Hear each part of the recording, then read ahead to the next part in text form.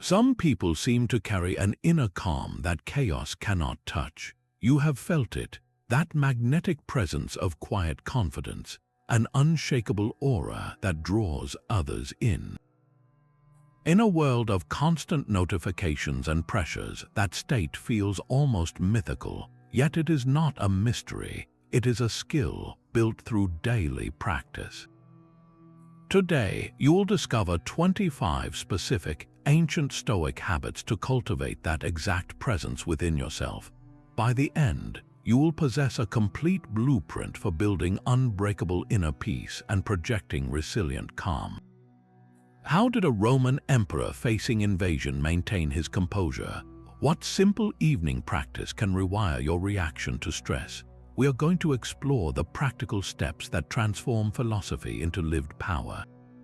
Which single habit do you think could change your tomorrow? That unshakable aura begins the moment you wake. The first habit is a mental rehearsal, a quiet preparation for reality. Ancient Stoics called it the premeditation of evils. This is not about pessimism or dwelling on fear. It is a deliberate exercise in clarity. Before your day truly begins, you take a few quiet minutes to consider what could go wrong. You might picture the traffic jam, the difficult conversation with a coworker, the project setback. You see these challenges clearly in your mind, but here is the crucial shift: you do not react with anxiety. Instead, you calmly accept each possibility as a simple fact of life. You think, if this happens, how will I respond with virtue? How will I remain calm? This practice disarms adversity. When a real challenge arrives, it feels less like a shocking ambush and more like a scenario you have already navigated in your mind.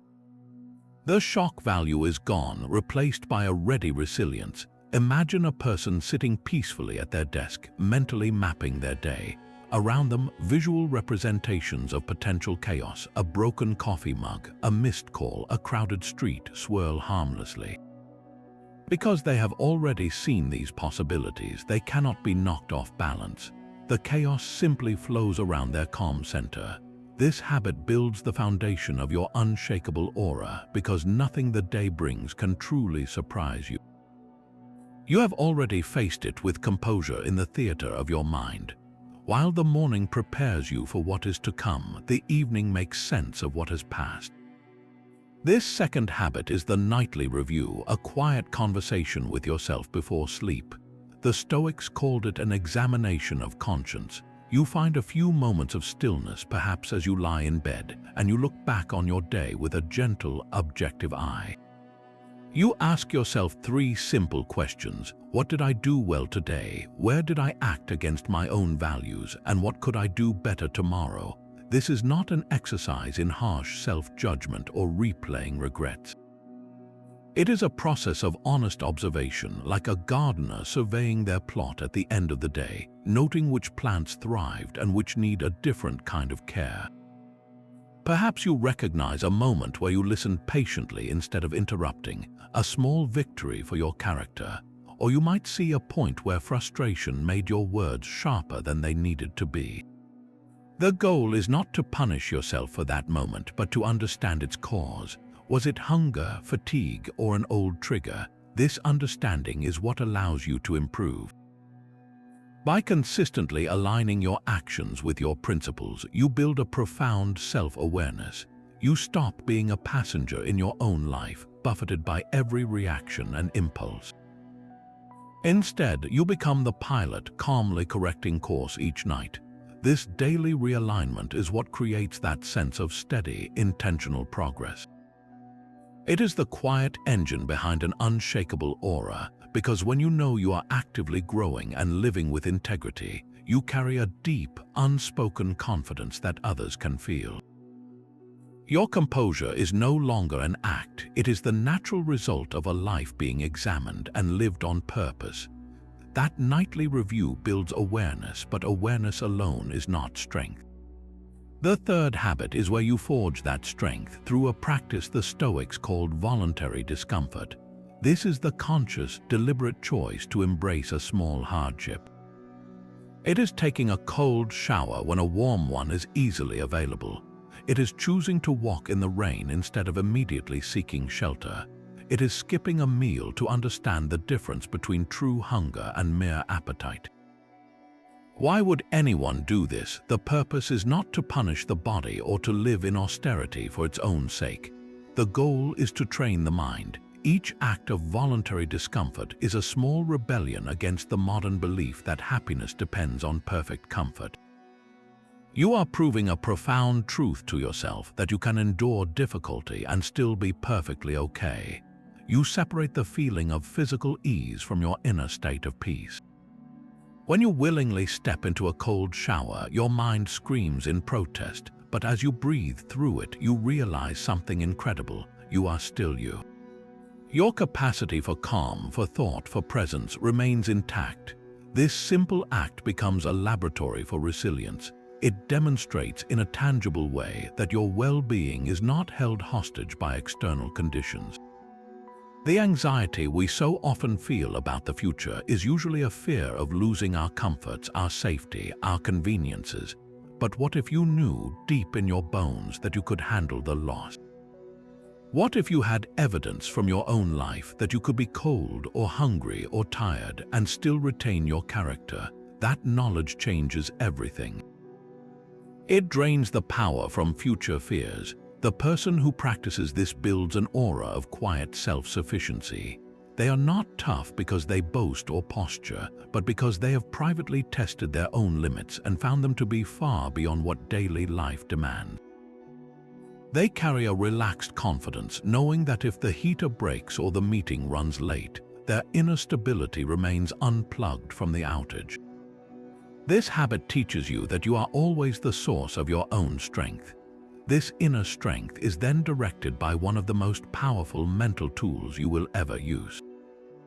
The fourth habit is the act of drawing a simple line in the sand of your mind, separating what is in your control from what is not. The Stoics called this the dichotomy of control, and it is the cornerstone of their entire philosophy. It sounds almost too simple to be profound, but its application is life-changing. On one side of that line, within your complete command, are only three things: your own judgments, your chosen values, and your deliberate actions. Everything else, and this is the crucial part, everything else belongs on the other side. The weather, the traffic, the stock market, your boss's mood, whether people like you, the final outcome of your hard work, all of it is outside your control. Most of our daily frustration and anxiety comes from a single mistake. We keep trying to control things on the wrong side of the line. We exhaust ourselves trying to manage other people's opinions. We rage against a rainstorm that ruins our plans. We tie our self-worth to a promotion we did not ultimately grant. This habit is the practice of constantly, consciously sorting your experiences. Take a job loss, for example. The company's decision, the state of the economy, the opinions of your former colleagues, these are all outside your circle of control. Wasting energy on anger or despair over them is like shouting at the tide to stop coming in. But inside your circle is your response, your effort in updating your resume, your attitude during networking calls, the discipline you apply to your daily search. By focusing all your energy there, you transform a crisis into a series of manageable steps. You stop being a victim of circumstance and become the author of your comeback. Internalizing this habit does something remarkable to your presence. It eliminates the frantic, scattered energy of trying to manage the unmanageable. That energy instead gets channeled into a calm, relentless focus on what you can actually do. Your demeanor shifts from reactive to composed. When others are panicking about external events, you are already working on your internal response. This is not indifference, it is immense clarity. It is the difference between a sailor cursing the wind and a sailor calmly adjusting the sails. One is fighting reality, the other is working with it. This habit builds an aura of imperturbable focus because people sense you are not easily thrown off course by the chaos around you. You have learned where your power truly begins and ends, and you live firmly within that empowering space. That clear boundary of control creates a stable platform, but to truly see your place in the world requires a shift in altitude. The fifth habit is a mental flight, a deliberate exercise known as the view from above. You consciously pull your perspective back, far back from the immediacy of your current worry. You might picture yourself looking down at your city from a high mountain, seeing the tiny grids of streets and the ant-like movement of cars. Then you pull further back, seeing your entire country as a patch on a spinning globe, further still until the Earth is a pale blue dot in the vast, silent blackness of space. Or you shift through time, considering the century you live in as a single page in the endless book of human history. Your current problem, that argument, that financial stress, that social slight, where does it sit on that cosmic scale? This is not meant to diminish your experience or tell you your feelings are invalid. Its power is in recalibration. It shrinks the ego and its endless dramas down to their proper size. The worry that felt like a crushing weight in your chest begins to look like what it often is, a temporary speck on a temporary journey. A leader facing a corporate crisis who practices this might see their bustling headquarters as just one building among millions, their urgent quarter as a blink in the timeline of commerce. This realization does not breed apathy, it births a profound and calming perspective. The stakes feel different, the need for posturing or panic evaporates. What remains is a quiet clarity about what truly requires your finite energy and attention. When you carry this widened perspective within you, it manifests as a remarkable unflappability. People around you will sense that you are not easily rattled because, in a very real sense, you are operating from a higher vantage point. You respond from a place of chosen importance, not reactive urgency.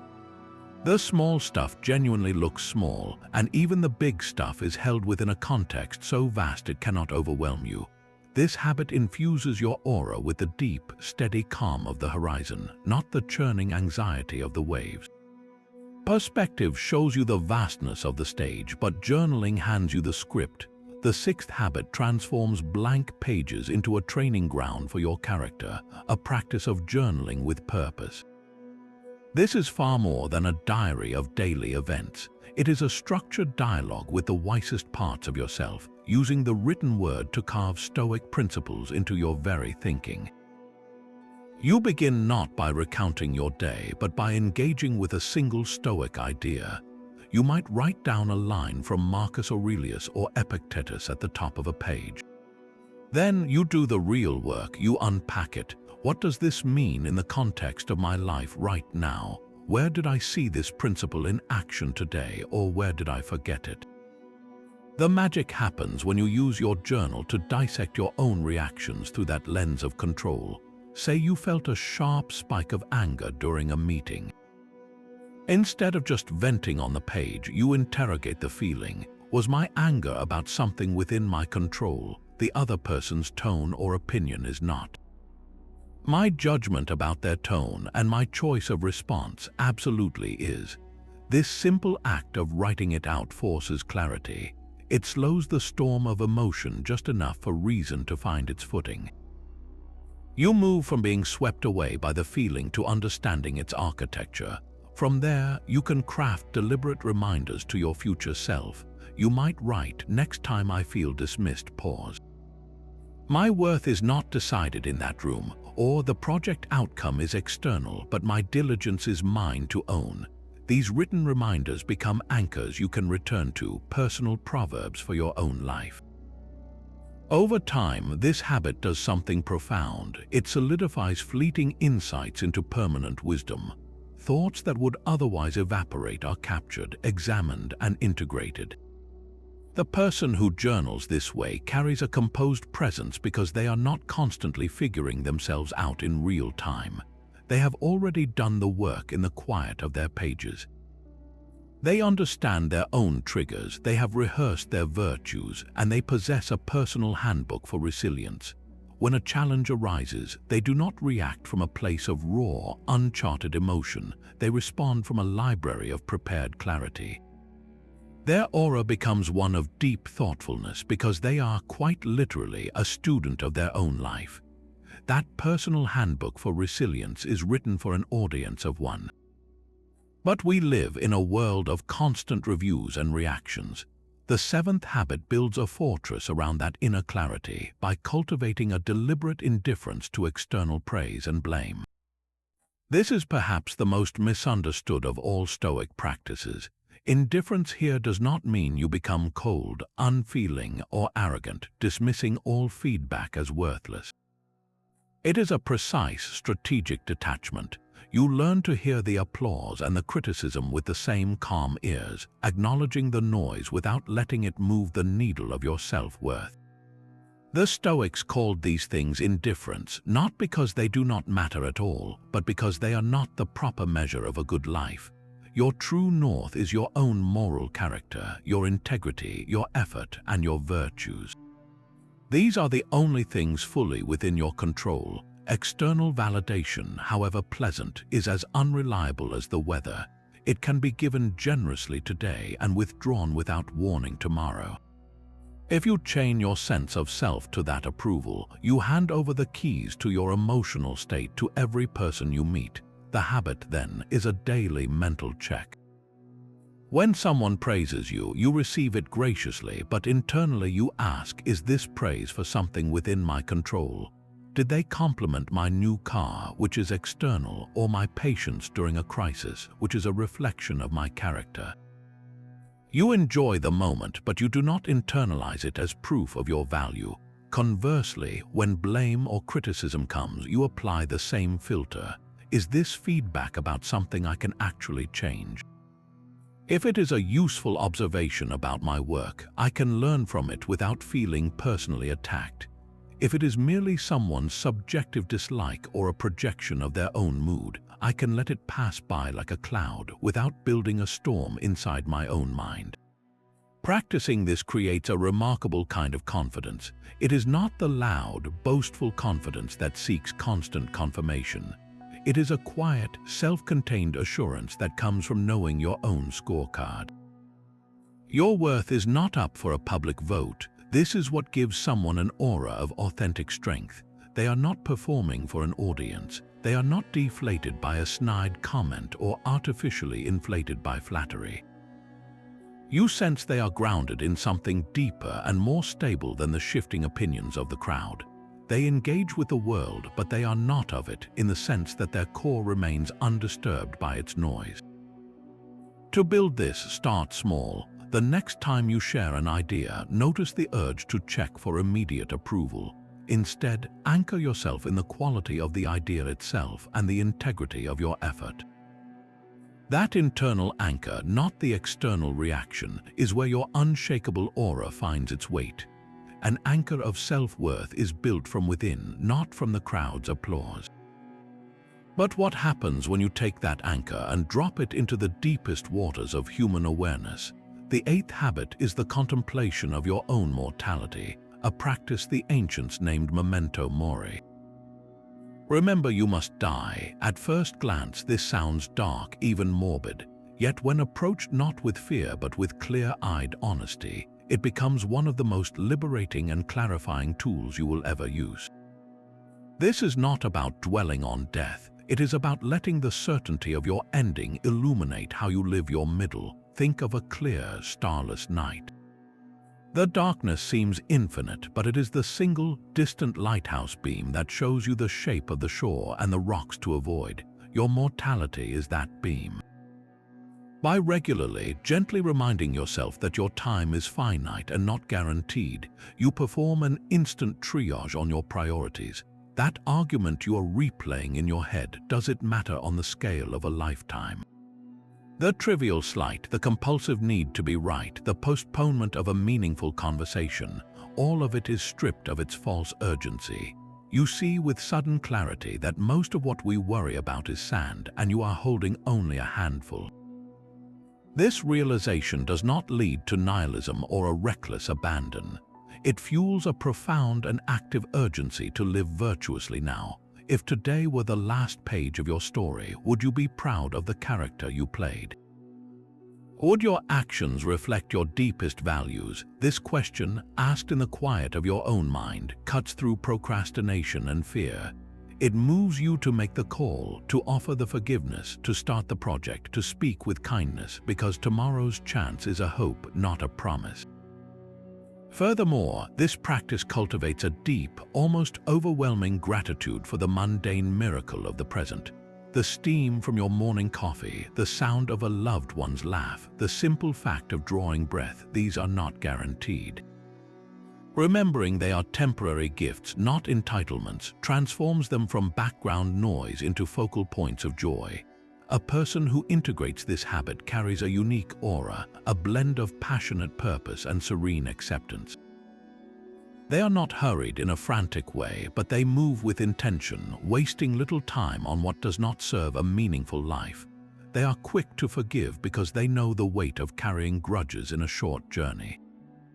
They are present because they understand this moment is the only one you are ever guaranteed to have. Their calm is not that of someone who ignores life's stakes, but of someone who has looked directly at the ultimate stake and decided with clear eyes how to spend their precious currency of time. This remembrance makes every ordinary day extraordinary, and that shift in perception is visible. It gives your presence a gravity and a lightness all at once, a quiet signal that you are living awake on purpose while you still can. Mortality clarifies what matters, but life still happens in real time, with interruptions and frustrations arriving without warning. The ninth habit is your real-time defense, the deliberate choice to respond instead of react. This is the creation of a buffer zone, a conscious pause you insert between the world's stimulus and your own reply. In that sliver of silence, everything changes. Without the pause, a harsh email triggers an immediate defensive reply. A careless comment from a stranger sparks a flash of anger. You are on autopilot, a puppet whose strings are pulled by every external event. The pause is you cutting those strings. It is the moment you reclaim authorship of your next action.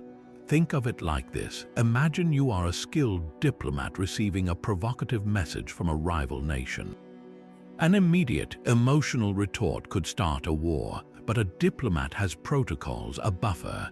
They take the message, they step into a quiet room, they consult their principles and their long-term goals. Only then do they craft a measured response. Your mind is that quiet room. The habit is the act of stepping into it. In that pause, you deploy the Stoic tools you have been building. First, you ask the control question. Is this event, this person's behavior within my command? Almost always, the answer is no. Their words are external. Your judgment of those words and your next move are yours alone. That simple recognition drains the situation of its power to hijack you. Then, from that comma center, you choose. What would a virtuous response look like? Not what feels good in the moment of anger, but what aligns with wisdom, courage, justice, and temperance. Perhaps the virtuous response is silence. Perhaps it is a clarifying question. Perhaps it is firm but calm boundary setting. The key is that it is a choice, not a reflex. This practiced pause is the single most visible hallmark of an unshakable aura. People see it. They witness the insult that does not land, the crisis that does not cause panic, the pressure that meets with steady composure. It looks like poise, but underneath it is a disciplined mental ritual. You are not suppressing emotion. You are creating space for reason to enter the conversation. Start by practicing with minor irritations. When you reach for your phone and it is not where you left it, instead of a flash of frustration, take one breath. In that breath, remember it is an external thing. Your peace is internal. Then begin your search calmly. Each time you succeed, you strengthen the neural pathway. You prove to yourself that you are not a creature of impulse. You are a being of considered action. This buffer zone becomes your most sacred space, the birthplace of every decision that truly reflects who you are. A rude comment can feel like a personal attack, a stain on your day. But what if you saw it as a free, unplanned training session for your character? This is the 10th habit, seeking the lesson in every obstacle. The Stoics had a powerful phrase for this: the obstacle is the way. They did not mean the obstacle is pleasant or easy.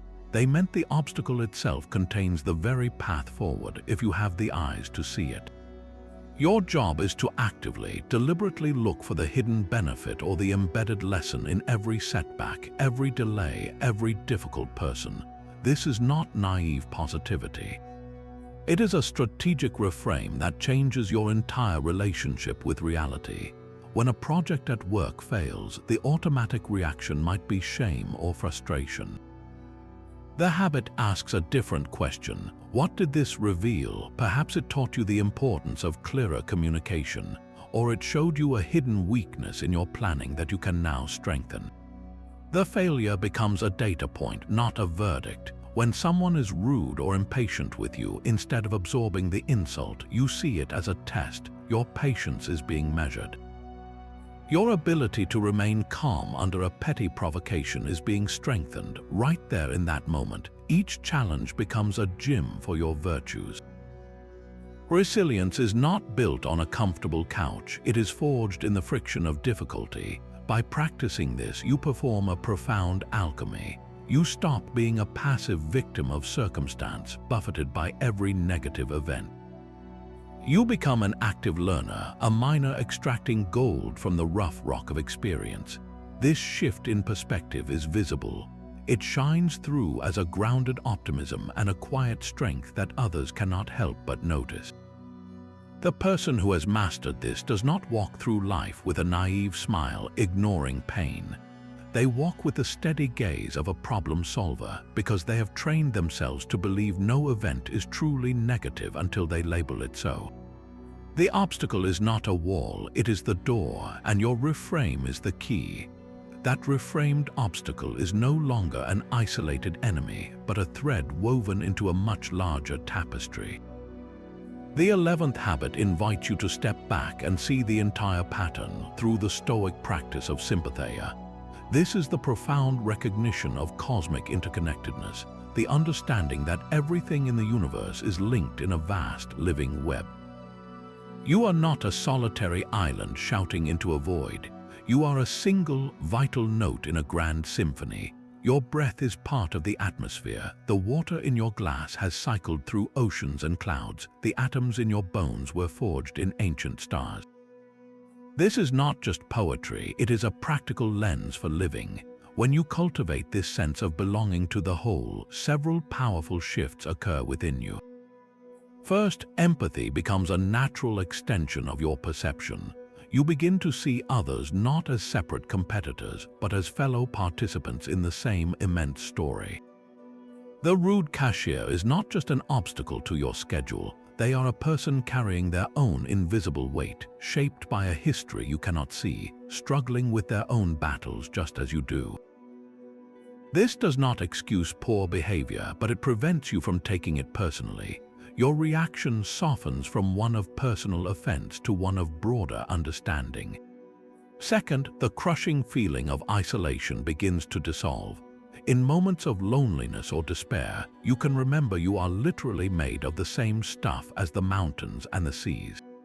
You are never truly alone. You are in constant, silent conversation with the universe itself.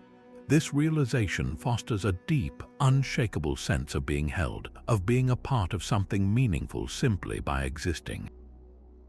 Finally, this habit encourages cooperation over conflict. If we are all fundamentally connected, then harming another or the world around me is, in a very real sense, harming a part of the whole to which I belong. It becomes irrational. Your drive shifts from winning at all costs to seeking harmony because you understand that a thriving ecosystem benefits every creature within it. Imagine a leader who sees their company not as a machine for profit, but as a living community within a larger social and environmental network. Their decisions will be tempered by a sense of long-term stewardship, not short-term gain. This habit, practiced daily, might look like pausing to feel the sun on your skin and recognizing it as the same energy that fuels all life. It might be choosing a product with less packaging, not out of guilt, but from a felt sense of care for the planetary system you are part of. It is in the quiet moment where you listen to someone not to reply, but to truly understand their piece of the universal story. A person who lives with sympathy carries a uniquely grounded and inclusive aura. They are calm because they feel supported by existence itself. They are patient because they perceive the long, interconnected arc of events. They are kind because they see themselves in others. Their presence does not demand attention, it invites belonging. They have traded the small, fragile fortress of the ego for the boundless, sturdy home of the cosmos, and that security shines through in every quiet, confident gesture. Belonging to a vast whole asks for a certain reverence in how we speak of our place within it. The 12th habit is a vow of linguistic discipline, limiting complaints and negative speech. This is not about suppressing honest emotion or pretending everything is fine when it is not. It is a strategic recognition that your words are not just descriptions of your reality, they are architects of it. Every complaint you voice is a rehearsal. You are practicing the story of being a victim, of being powerless, of being wronged. The more you tell that story, the more real and solid it becomes in your own mind. It reinforces neural pathways of helplessness and focuses your attention squarely on what is lacking or broken. This constant verbal negativity is also an energy leak, draining your own vitality and subtly polluting the atmosphere for those around you. The Stoic alternative is starkly simple and profoundly empowering. When faced with a difficulty, you have exactly two options, both of them active. First, ask the core question, is this within my control? If the answer is yes, even partially, then you must move from complaint to constructive action. Do not say the room is too dark, get up and turn on a light. Do not lament a messy desk, schedule 10 minutes to organize it. Your speech shifts from problem-oriented to solution-focused. The second option applies when the issue is truly outside your control, like the weather or a past decision you cannot undo. Here, the Stoic prescription is acceptance, often silent acceptance. This does not mean you like the situation. It means you recognize that vocal resistance to an unchangeable fact is as useless as shouting at a brick wall. It only tires you out. You conserve your energy for what you can influence. Practicing this creates a remarkable transformation in your presence. People begin to see you as a reservoir of calm capability. In a meeting where others are circling a problem with worried phrases, your contribution is a question: what is one thing we can do about this right now? You become a gravitational center for forward motion. Your aura becomes one of positivity, not because you ignore darkness, but because you consistently choose to light a candle rather than curse the gloom. This habit teaches others that you are a person of agency, not a chronicler of misfortune. Your words, now fewer and more deliberate, carry greater weight. They build up instead of tearing down, including the invisible architecture of your own mind. Your words now build a world of agency, but that world needs a true north.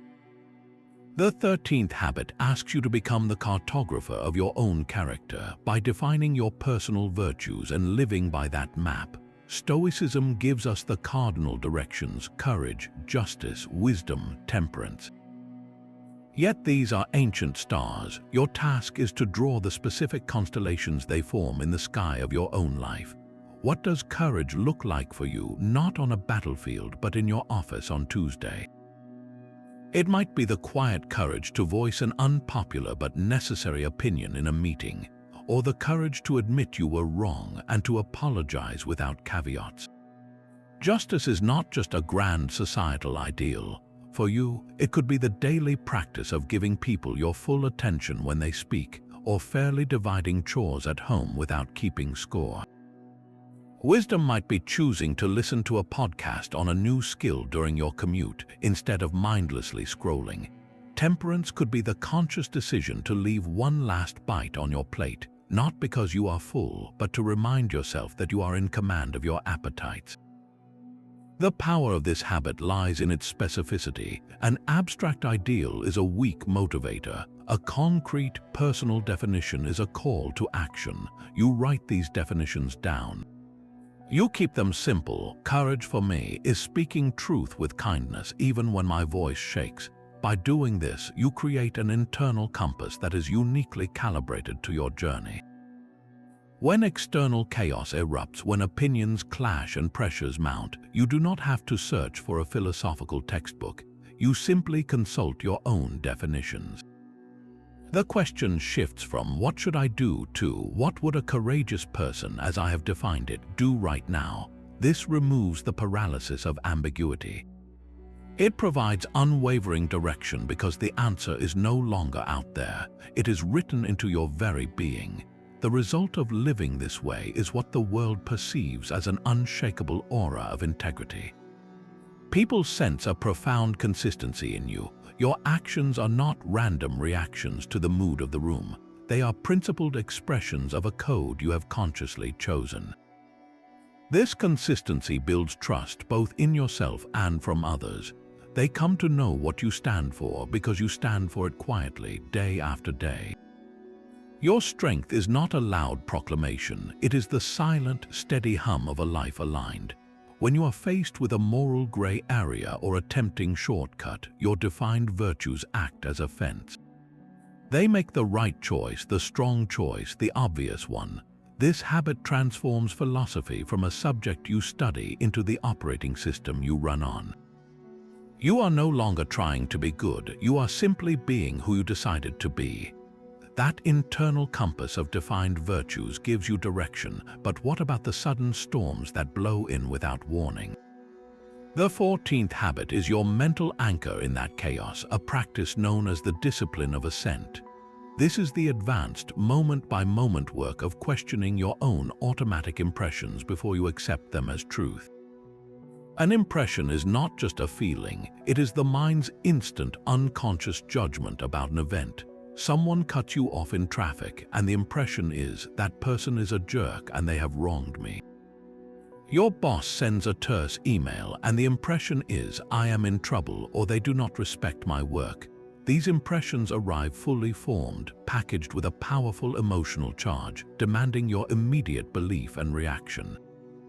The discipline of assent is the courageous act of saying, not so fast. You insert that crucial pause we discussed earlier, but now you use it for a precise internal interrogation. You hold the impression at arm's length like a suspicious document, and you examine its validity. You ask 3 ruthless questions. First, is this impression accurate? Is it the whole story? The person who cut you off might be rushing to a hospital, or simply made a mistake you have made 100 times yourself.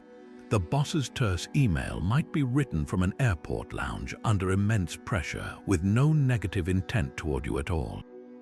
Your initial judgment is almost always a story, a narrative you have instantly constructed, not an objective fact. The second question is this impression helpful? Even if there is a grain of truth to it, does believing this thought move me toward virtue or peace? The belief that I have been wronged often leads to resentment and anger, emotions that harm you far more than the original event.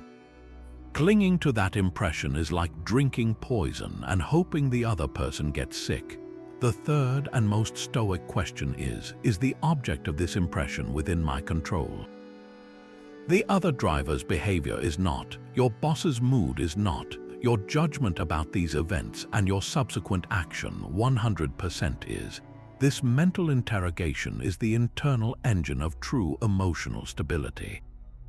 It is the difference between being a passive receiver of emotional weather and being the calm observer who understands the weather is outside while you remain safe inside. You stop being a prisoner of your first thought. For example, you feel a surge of social anxiety before a party. The impression is, I will be awkward, people will judge me, this will be painful.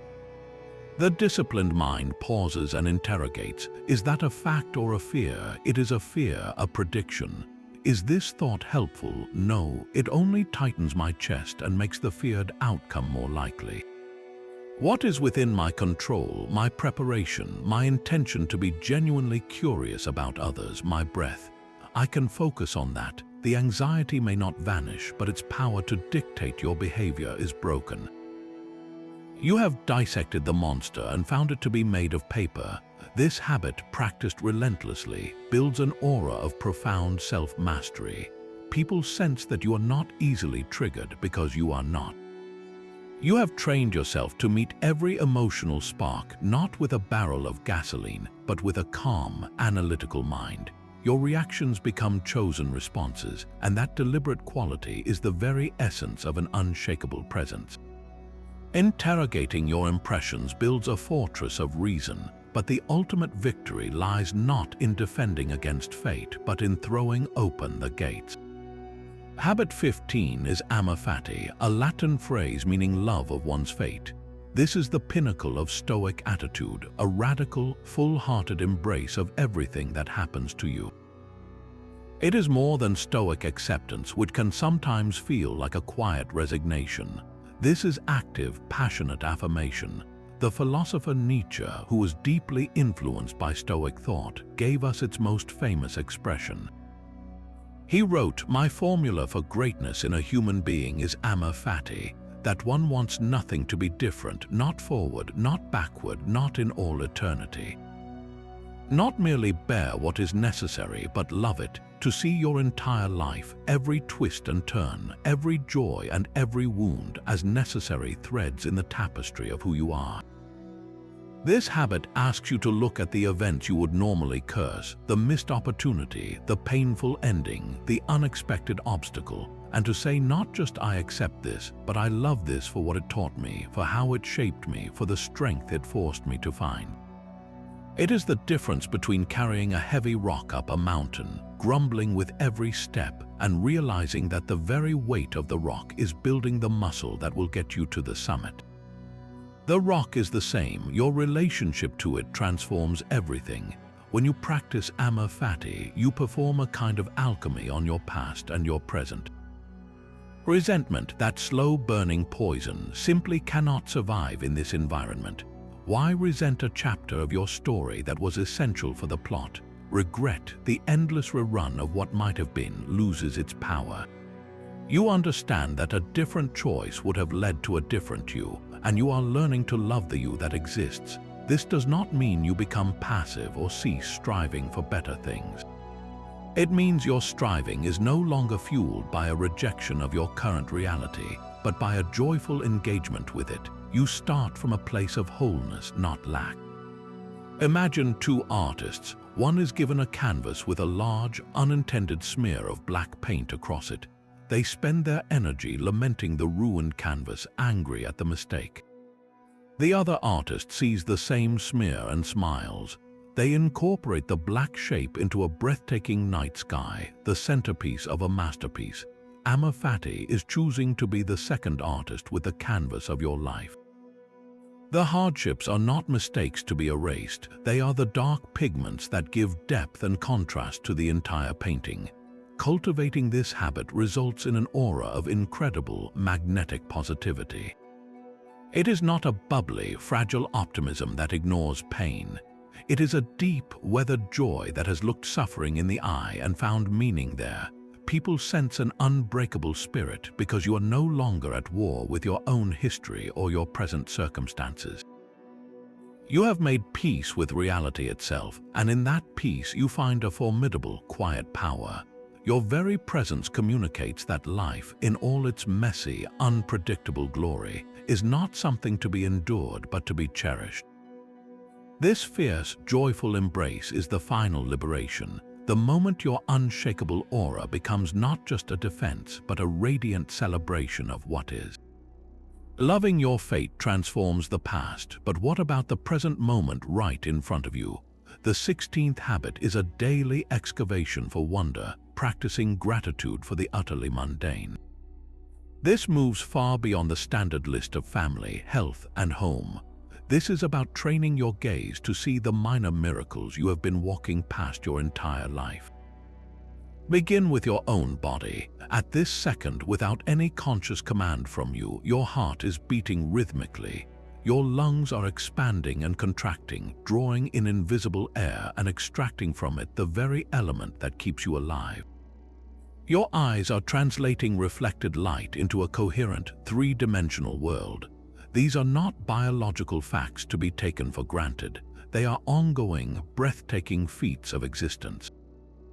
Now extend that gaze outward. The clean water that flows instantly from your tap represents a triumph of human engineering and natural cycles that much of the world still lacks. The simple meal on your plate is a final, edible chapter in a story of sun, soil, farmers, transporters, and cooks. A Stoic practices this gratitude with a specific, grounding awareness, the recognition of fragility. They understand that none of this is guaranteed. The heartbeat can falter, the water can stop, the supply chain can break. This awareness is not meant to scare you. It is the very thing that makes the ordinary extraordinary. When you know something is temporary and borrowed, you stop treating it as a dull entitlement and start receiving it as a daily gift. The warmth of your sweater against a chilly morning is no longer just a sensation.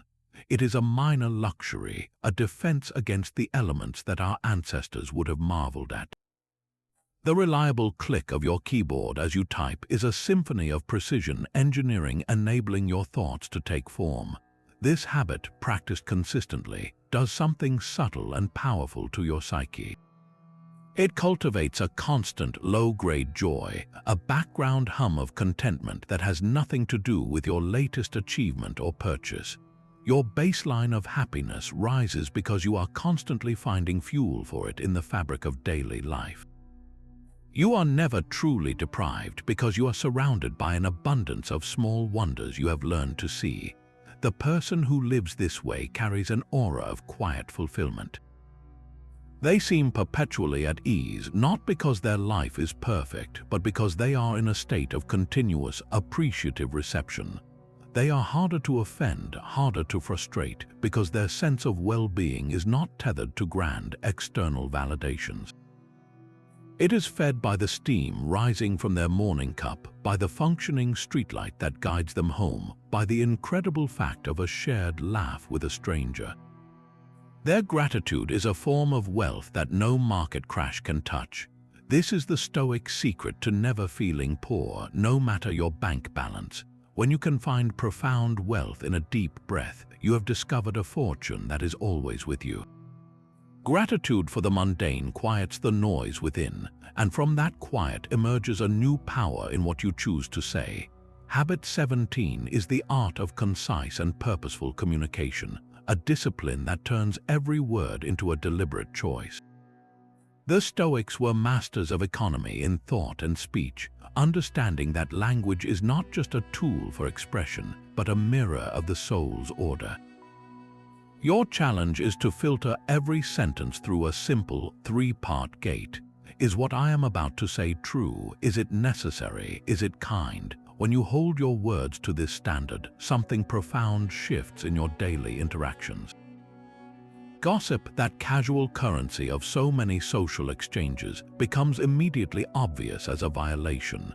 It is rarely entirely true, almost never necessary, and almost never kind. It is a form of emotional theft, trading on someone else's reputation for a moment of social connection. When you abstain, you are not being aloof. You are protecting your own integrity and refusing to contribute to the invisible currents of judgment that erode trust. Exaggeration, another common habit, is a subtle betrayal of truth. Describing a difficult meeting as a nightmare or a minor inconvenience as a disaster might feel expressive, but it warps your own perception and teaches your mind to see small challenges as catastrophes. It is a lack of precision that reflects a lack of inner clarity.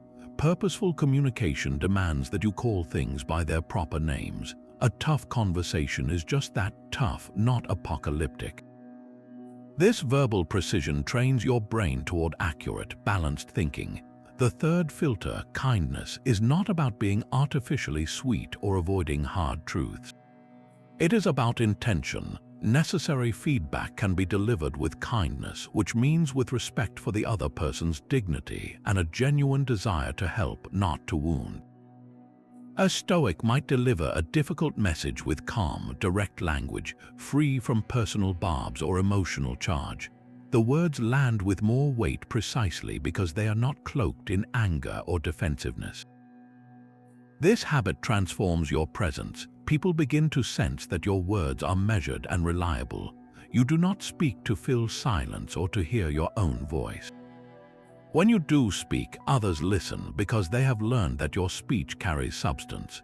Your communication becomes an extension of the self-control you have been cultivating.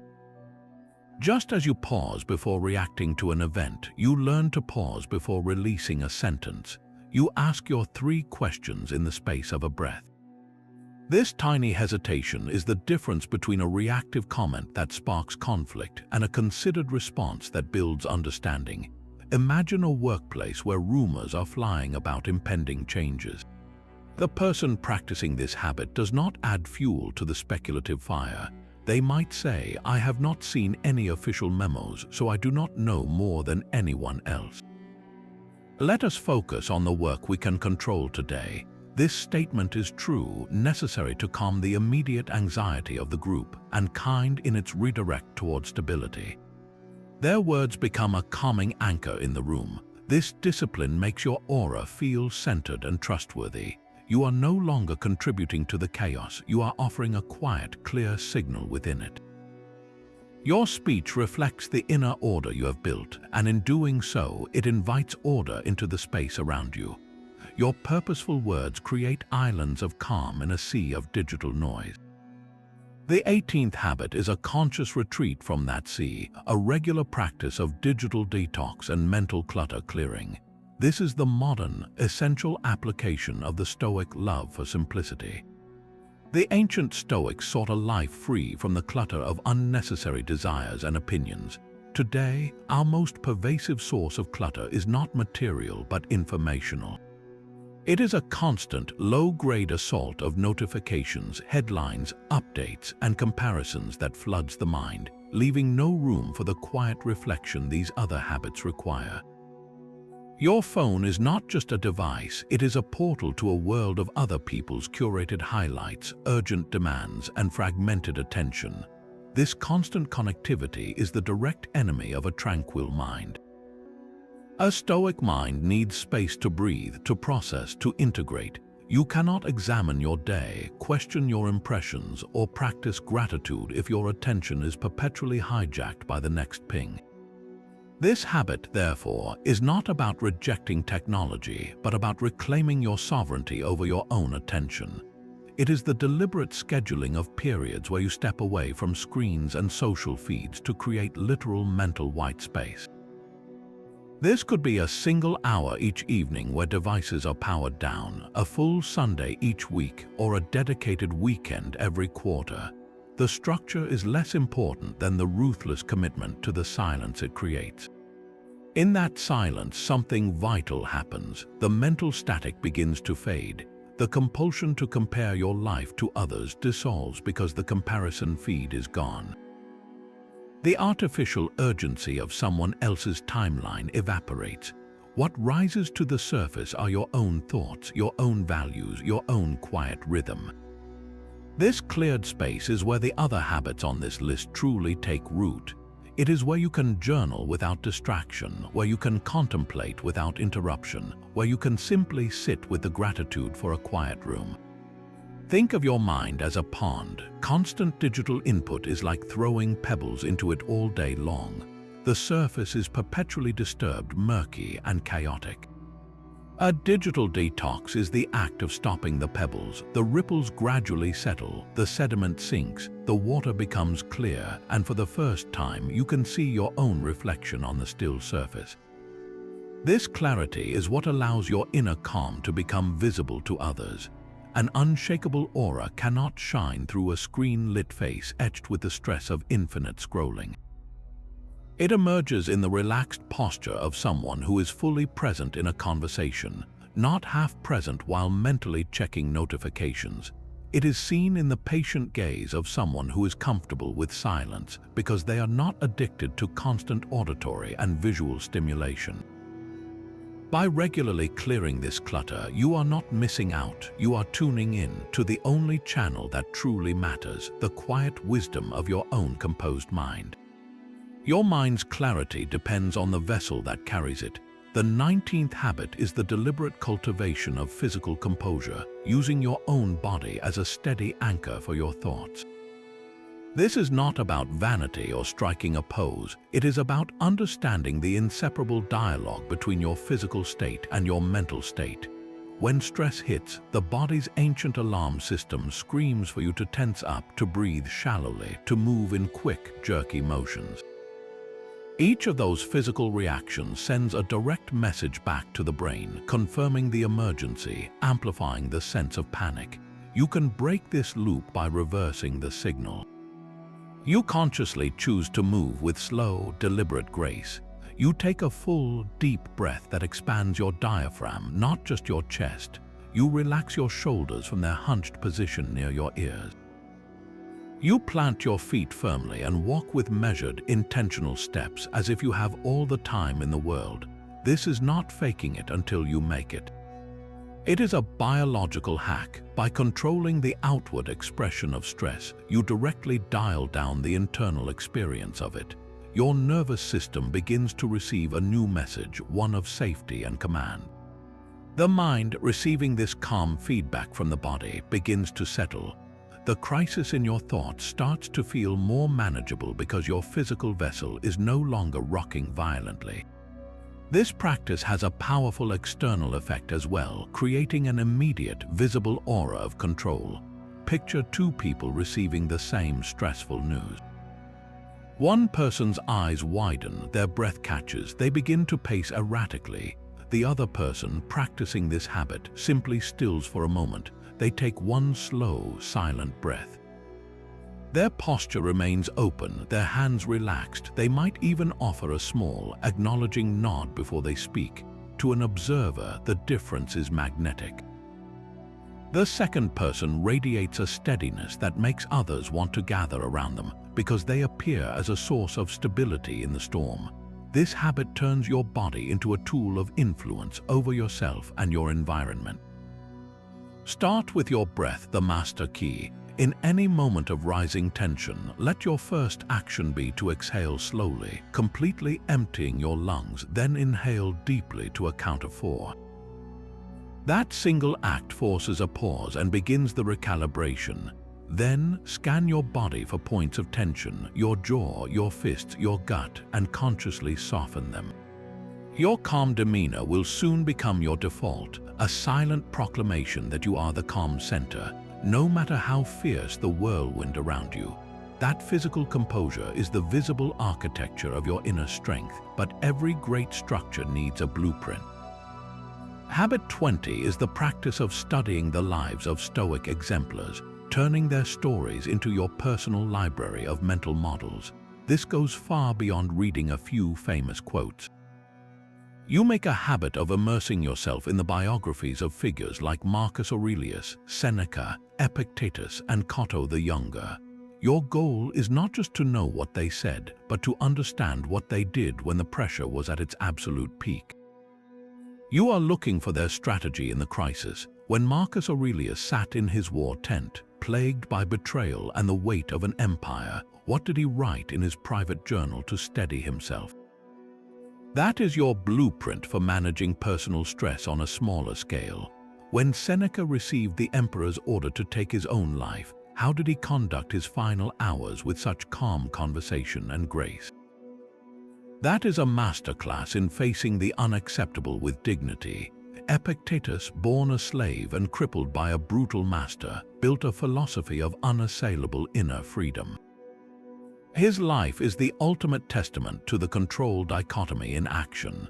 And Cato, who chose death over surrendering his republic to tyranny, shows the extreme limit of living by principle, a sobering lesson in the cost of integrity.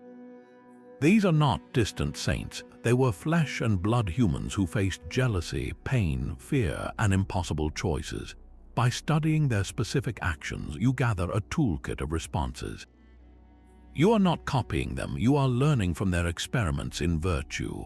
When you face a professional betrayal, you can think, how did Seneca handle the politics and envy of Nero's court? When you wrestle with a physical limitation, you can recall Epictetus's focus on what the body cannot limit, the mind. This habit provides three profound gifts. First, inspiration. Seeing that such composure is humanly possible makes your own goals feel attainable. Second, practical strategy.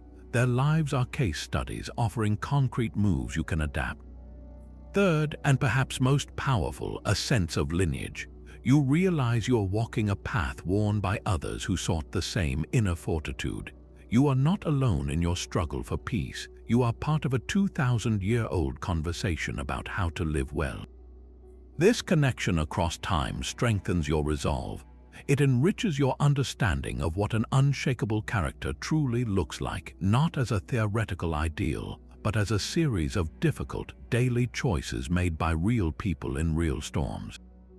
Their lives become a mirror, helping you see the Stoic not as a statue, but as a person in motion, and in that reflection you find a clearer image of who you are becoming. Those lives of exemplars provide a powerful blueprint, but the true test of philosophy is not in study, but in action directed outward. Habit 21 is the practice of generosity without expectation, a form of Stoic philanthropy that transforms giving from a transaction into a natural expression of character. This habit asks you to offer help, time, or resources freely, viewing it as a simple social duty, a logical extension of the interconnectedness we have already discussed. You give because you are part of the whole, and strengthening a part strengthens the system. But the Stoic twist is this: you must simultaneously cultivate a complete indifference to the outcome of your gift, specifically to any gratitude, recognition, or reciprocal favor. You give, and then you mentally release the act, as if dropping a pebble into a pond and walking away without waiting to count the ripples. This mental release is what purifies the act of giving. When you give with a hidden ledger, expecting a thank you, a returned favor, or even just a warm feeling of being seen as a good person, you are not truly giving. You are engaging in a subtle form of emotional commerce. You have attached your peace to an external result, the other person's reaction, which is entirely outside your control. This is the seed of resentment. If the thank you is not forthcoming, or if the help is misused, you feel cheated. Your generous act curdles into a story of your own martyrdom. Stoic generosity severs that chain. You give because it is the right, the rational, the human thing to do. The act itself is the complete expression of your virtue. What happens after is none of your business. This might look like anonymously covering a co-worker's shift when they have a family emergency without ever mentioning it again. It could be offering thoughtful feedback to a struggling junior employee with no desire for them to like you or owe you. It is picking up litter in your local park, not for social media praise, but because you share that space. In each case, the reward is internal, the quiet knowledge that you acted in alignment with justice and your role in the human community. This practice cultivates an aura of abundant, quiet kindness that is deeply magnetic. People sense this person gives from a place of genuine surplus, not from a need for validation. Their kindness feels clean, unburdened by obligation or guilt. It is not performative, it is simply how they move through the world. This habit also protects your own peace. You never leave a generous act feeling depleted or bitter because you invested nothing but the action itself. You expected nothing back, so you can never be disappointed. Your capacity to give remains ever renewing because it is fueled by your own self-contained virtue, not by the unreliable fuel of external appreciation. You become a steady, gentle force for good, and that consistency builds a reputation of authentic reliability, not as someone who keeps score, but as someone who simply sees what needs doing and does it. This is the generosity that builds an unshakable aura because it proves your strength is not for hoarding but for sharing freely and without condition. Generosity flows from a heart that knows nothing is truly owned. The 22nd habit deepens this understanding by contemplating the impermanence of all things. This is memento mori expanded, a recognition that not only your life, but every external condition you cherish is on loan from the universe. Your wealth, your social status, your relationships, even your current state of health, none of these are permanent fixtures. They are more like waves rising with great force and beauty, only to eventually recede back into the ocean of change. The practice is to regularly, consciously acknowledge this transience. You look at your comfortable home and think this shelter is temporary. You consider a cherished friendship and remind yourself this bond will change form over time. You feel the vitality in your body and know it too is a passing season. This is not a morbid exercise in pessimism. It is the ultimate act of clear sight. When you internalize that nothing external lasts forever, a profound shift occurs in how you hold those very things. You stop clinging. Your grip relaxes from a desperate clutch to a gentle, appreciative touch. Imagine holding a beautiful, intricately carved ice sculpture. If you believe it is permanent crystal, you will grip it tightly, panic as it begins to melt in your hands, and feel devastated by the loss. But if you understand from the moment you receive it that it is ice, temporary by its very nature, your entire relationship changes. You admire its beauty more intensely because you know it is fleeting. You feel gratitude for each moment you get to behold it, and when it finally melts, you feel a natural sadness, but not a catastrophic loss, because you were never under the illusion that you could keep it. This is non-attached appreciation. You love the people in your life not less, but more deeply and freely, because you are not loving a future guarantee of their presence. You are loving the real person in front of you right now. You enjoy your successes without the arrogant assumption that you deserve them forever, which makes you both humble and genuinely joyful. This habit systematically removes the fear of loss. How can you fear losing what you never truly possessed in the first place? You held it in trust with gratitude. When change comes, as it always does, you are not surprised. You are prepared. This cultivated readiness is what produces a remarkably steady and fearless presence. Others will sense that you are not anxiously guarding your possessions or your position. You are not defined by your job title or your social circle, because you know these are chapters, not the entire book. This inner freedom allows you to engage fully without desperation, to lead without tyranny, and to love without suffocation. Your aura becomes one of grounded lightness because you are deeply invested in the present moment, yet emotionally prepared for all future moments of change. You stand firm not because you are surrounded by unshakable walls, but because you have made peace with the wind. That peace with impermanence frees you from clinging to what others possess. The 23rd habit is a precise alchemy for one of the most corrosive emotions, turning envy into emulation. You feel the familiar sting, that tightness in your chest when you see a colleague receive praise you wanted, or when you scroll past a friend's highlight reel of success and travel. The automatic, unchecked reaction is a story of lack, a narrative that says their gain is your loss. This is envy's poison, a bitter cocktail of resentment and self-pity that shrinks your world and dims your own light. The Stoic habit intercepts this poison the moment you feel its taste. You catch the feeling, name it, and then perform a deliberate, powerful reframe. You look at the person you envy and you say to yourself that quality they have is admirable.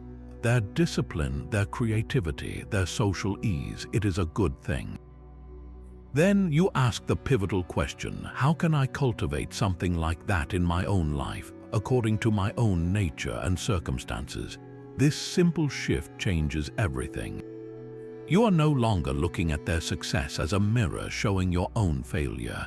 You are looking at it as a map showing a territory of human potential that also exists within you. Envy is passive and destructive. It says, I want what they have and I resent that they have it.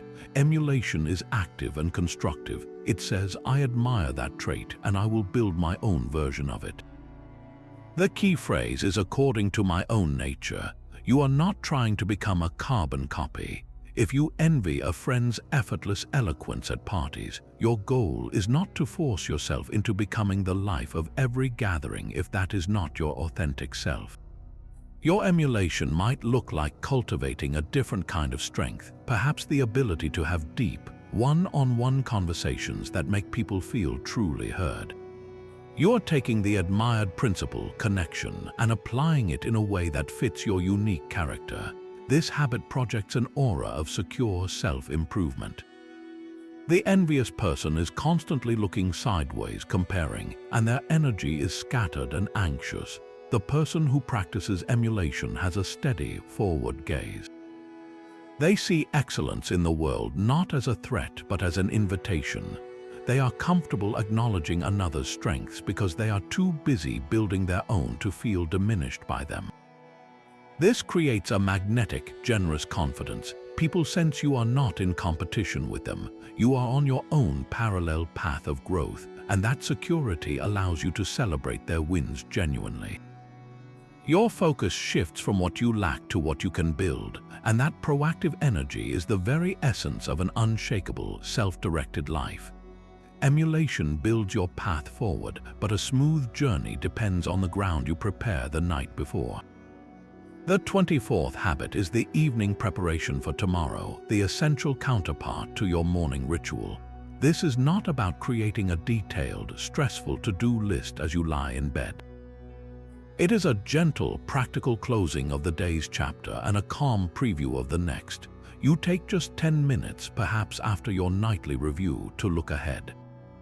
You glance at your calendar for any appointments. You decide on the 3 most important tasks for the coming day, the ones that would make it feel successful if completed. Then you perform a few simple, physical acts of readiness. You lay out your clothes for the morning. You prepare your lunch or set the coffee maker. You place your keys, wallet, and bag by the door. Finally, you engage in a brief, mental premeditation of the specific challenges tomorrow might hold. That difficult conversation scheduled for 2 p.m., you visualize yourself entering it with calm listening and clear speech. The complex report due, you see yourself tackling the first section with focused attention.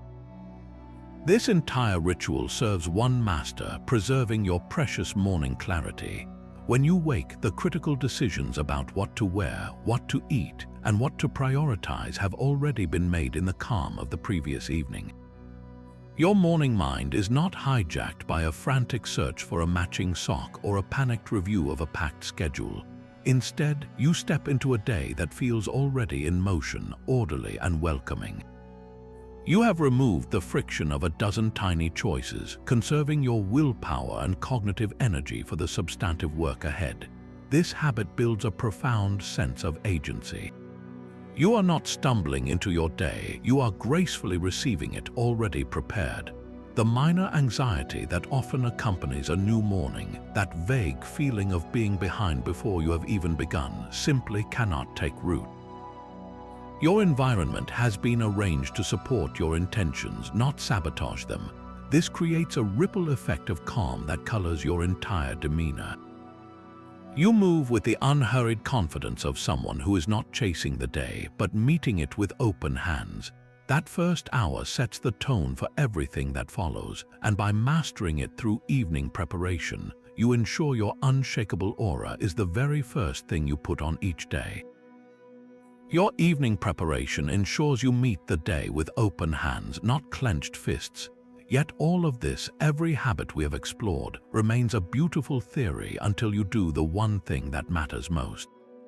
The 25th and final habit is the meta-habit, the commitment to make philosophy a daily practice, not just an interesting idea. An unshakable aura is not a piece of knowledge you acquire, it is a quality you forge through repetition, through the quiet, consistent work of weaving these principles into the very fabric of your life. Think of these 24 habits as individual threads, each strong on its own. This final habit is the loom, the disciplined rhythm that weaves them into a single, unbreakable tapestry of character. Knowing that you should pause before reacting is not the same as actually pausing when your temper flares. understanding the view from above is not the same as invoking it when your personal world feels like it is crumbling. The gap between knowing and doing is where your future self is built, one deliberate choice at a time. So where do you begin? Not with all 24 at once. That is a recipe for overwhelm and quick abandonment. Start with one, just one habit that resonates most deeply with where you are right now. Perhaps it is the morning premeditation to steady your days, or the evening review to make sense of them. Maybe it is the simple, powerful act of drawing your circle of control the next time you feel anxious. Choose one and commit to it for a month. Consistency is your greatest tool. It is far better to practice a single Stoic principle for 5 minutes every day than to sporadically attempt a dozen. This is not about perfection, it is about direction. You will have lapses, you will forget the pause, you will complain, you will feel envy rise unchecked. In those moments, remember this: a lapse is not a failure, it is a training moment. It is the most valuable part of the practice. A musician does not learn by playing the piece flawlessly once. They learn by hitting the wrong note, noticing it, and correcting it the next time. Your lapses are those wrong notes offering you precise feedback on where your attention needs to go. Treat them with curiosity, not self-condemnation. Ask what triggered that reaction. Where did I forget my control? Then gently, without drama, guide yourself back. This compassionate return is the practice. This meta-habit of committed, gentle practice is the glue that holds all the others together. It transforms Stoicism from a philosophy you think about into the operating system you live by. It moves the wisdom from your bookshelf into your bloodstream. When you make this commitment, you are not adding another task to your life. You are changing how you meet every task you already have. The person with the unshakable aura is not someone who never feels stress or doubt. They are simply someone who has practiced day after day how to return to their center. They have built a home within themselves through daily repetition, and now no storm outside can convince them they are homeless. Your journey begins not with a grand resolution, but with a single, small action, repeated until it becomes who you are. These 25 threads, woven daily, build a fortress no external storm can breach. You began with the quiet mental rehearsals of morning and evening, learning to prepare for reality and reflect upon it with honesty. You discovered how to strengthen your spirit through voluntary discomfort and to reclaim your power by drawing a clear line between what you control and what you do not. You practiced pulling your perspective back to the cosmic scale and writing your principles into your very thoughts. You learned to meet praise and blame with the same steady gaze, to see obstacles as your training ground, and to remember your fleeting, precious place in a vast, interconnected whole. You disciplined your speech, cleared the digital clutter, and anchored your mind through the composure of your own body. You studied the lives of those who walked this path before you, and you practiced giving freely, holding all things lightly, and transforming envy into fuel for your own growth. Each habit on its own is a tool. Together, practiced with the commitment of that final meta-habit, they become something far greater, a transformation. They forge within you an inner citadel of calm, resilience, and virtue. And this is the secret: an unshakable aura is not something you put on. It is what naturally radiates from a person who has built such a place inside themselves. It is the light that escapes from a well-ordered soul. So now, the most important step is yours. In the comments below, I would love to hear from you. Which one of these 25 habits will you try first? Or which one resonated with you the most? Share your starting point, but do not let the journey end here. Do not just watch this video, choose one habit and begin the practice today. This is not about studying the art of living, it is about mastering it one deliberate choice at a time. If you are ready to continue building that unshakable life, subscribe for more guides. Your fortress awaits and the first stone is in your hands. Place it now.